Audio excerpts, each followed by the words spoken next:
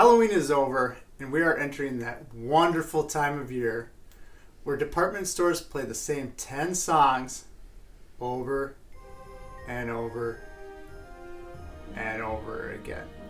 People turn into monsters, trampling and fighting each other just to get that perfect toy for their child. Some people must really enjoy this because they do this every single year. Personally, I want to stay away from all that. So today, I'm going to show you a few very simple, easy to make toys that will save you time, money, and most importantly, your sanity. Kids are about 100 times more creative than you are. Just look at how they love to play with a cardboard box for hours on end. With that in mind, the goal is not to wow them with the most creative, insane toy. It is to give them simple toys and allow them to wow you with their creativity. First toy we're going to make is the tried and true simple building blocks. Kids love these. They can do whatever they want with them. They're great. All you need to do is pick up 2x4, 2x8, 2x whatever you want. Good old tape measure. Now with these, I like to mark these out to make squares 3.5 because a 2x4 is 3.5 inches long.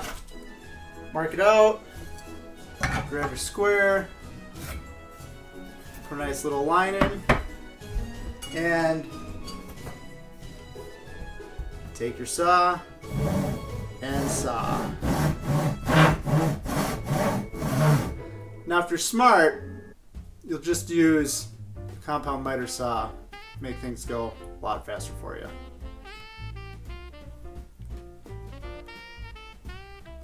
After you have all your blocks cut up, take some sandpaper, sand out all the edges, make them nice and smooth. Again, if you have some power tools, it's going to make your life a lot easier. After you're done, all you have to do is paint them, stain them, whatever you want to do with them to kind of put your own personal touch on them, and then wrap them up, give them to the child. He'll play with them for years. Blocks are pretty cool, but maybe you have a child who likes things a little more shiny. So, older children, I would probably just give them a whole roll of copper wire and see what they wanted to do with it. But with the littler ones, might have to make some stuff. So, right here we just have an extra piece of old Nomex wire that I'm probably not going to use for anything else. All you have to do is cut this open.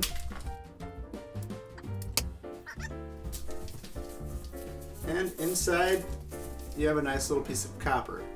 If you don't have any of this laying around, you can also just buy bare copper at a local store, Amazon, online, whatever. Right? So, for some of your older kids or whatever, you might want to make them some jewelry. All you have to do is snip off a piece of wire, file the edges down so that they're not sharp. Take a good old dowel rod and just kind of use that to bend around.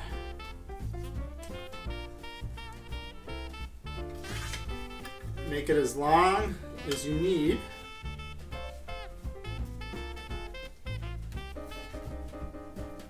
For a charming little bracelet. And when you're done,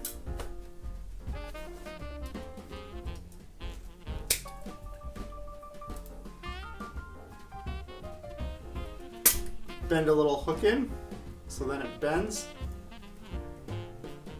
hooks in, bracelet for a little one. Another thing you might want to do is make a spring. So all you do is take a piece of wire and wrap it around your dowel rod.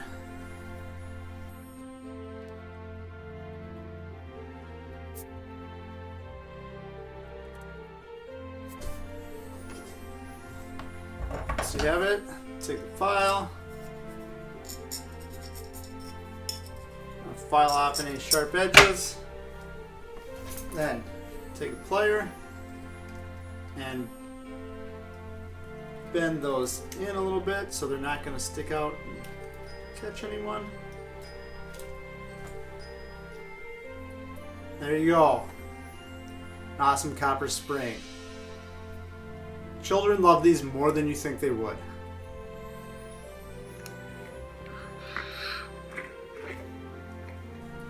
Now, I know some of you are sitting there thinking, hey man, copper's expensive. That stuff's like $4 a pound at the scrapyard. And I'm cheap as dirt. So, what's a gift I can give a kid that's cheap as dirt? Well, you can actually just give them dirt. So, you can make a high quality clay out of dirt. Usually you go outside, search the frozen tundra, if you waited till December, to find some dirt. Usually that has a high clay content. Squeeze it. If it kind of makes a ball, it has high clay content.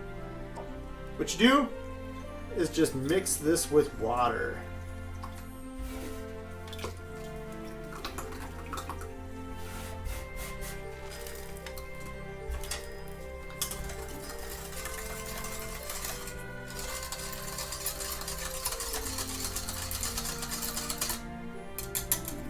Because clay is really light and your sand particles are really dense, the sand is going to drop to the bottom while the clay stays suspended in the water. Now to get it out, all you have to do is kind of wait a minute.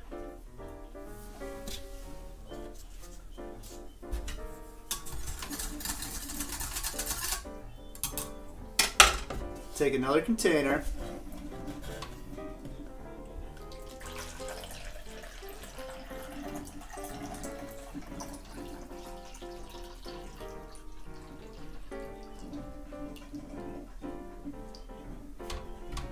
Now, you'll be left with mostly sand in here, mostly clay in this water. Dump the sand. Get rid of all that.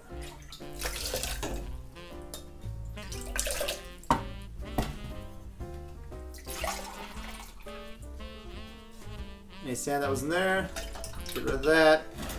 Basically, you can go back and forth until you're not getting a lot of sand left in the mixture anymore.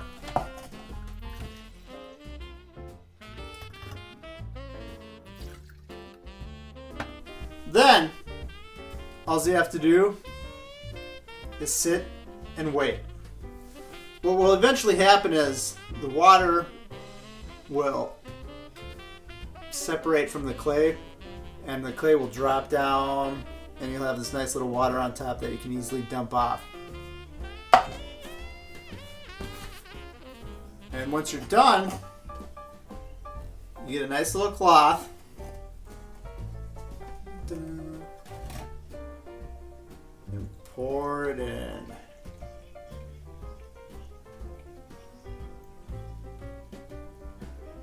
And eventually the water will all drain out,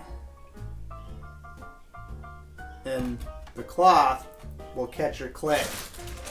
What you wind up with is these nice malleable balls of clay. Obviously, you're going to want to use this with 5-gallon buckets instead of little cups. Make it go a lot faster because you're not going to get very much out of that. But now I have clay that I can give to children. Just like Play-Doh, they will play with this for hours and they can create anything they want.